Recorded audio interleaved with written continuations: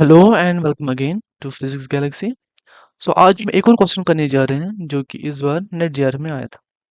And the problem is कि एक particle आ रहा है, चार्जड पार्टिकल आ रहा है from V1 space. Okay, meaning that जो ये वाला स्पेस है, अपर स्पेस, इसमें पोटेंशियल है V1, कांस्टेंट पोटेंशियल है V1।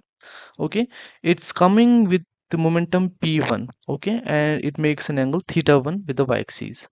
And while traversing through V2 space, that is potential in this space is V2. Okay, it has a momentum P2 and the angle it makes with the y-axis is theta 2। और हमको ये बताना था ये theta 2 कितना होगा। Okay, और कुछ ऑप्शंस गिवन थे, so these were the four options given। Okay, so now let's look at this problem। so ये प्रॉब्लम हम इजीली कर सकते हैं using the conservation of momentum. Okay, but हमको पहले ये देखना है कि किस डायरेक्शन में हम कंजर्वेशन ऑफ मोमेंटम लगा सकते हैं।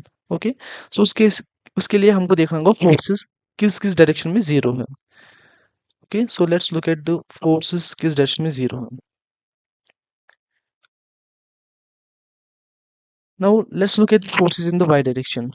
Okay, now in this direction we know forces can be given as du by dy.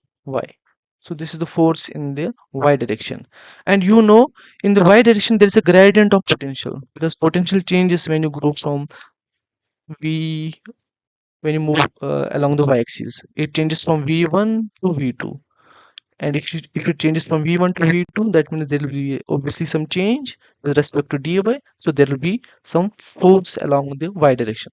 So force along y direction is not equal to 0. Clear? But if we look at the fx now, suppose we look at fx now, that is the force along the x-axis, that will be minus du by dx.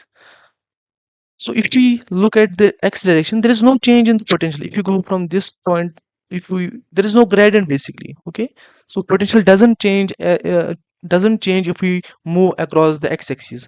So there is no change in the potential. That means force along the x-axis is 0. So that means along the direction momentum will be conserved. Okay, momentum is conserved. Momentum is conserved in x direction. That is px initial will be equals to px final. Okay, so what will be px initial? So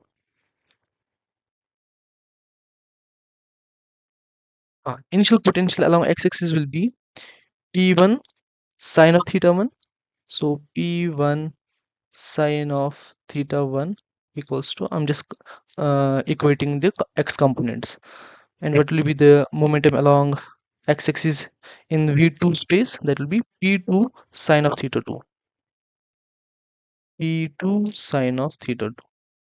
Okay, so from here we can calculate theta 2. So theta 2 will be simply p1 by p2 sine of theta 1 with sine inverse on whole of it. Okay, so this will be our final answer.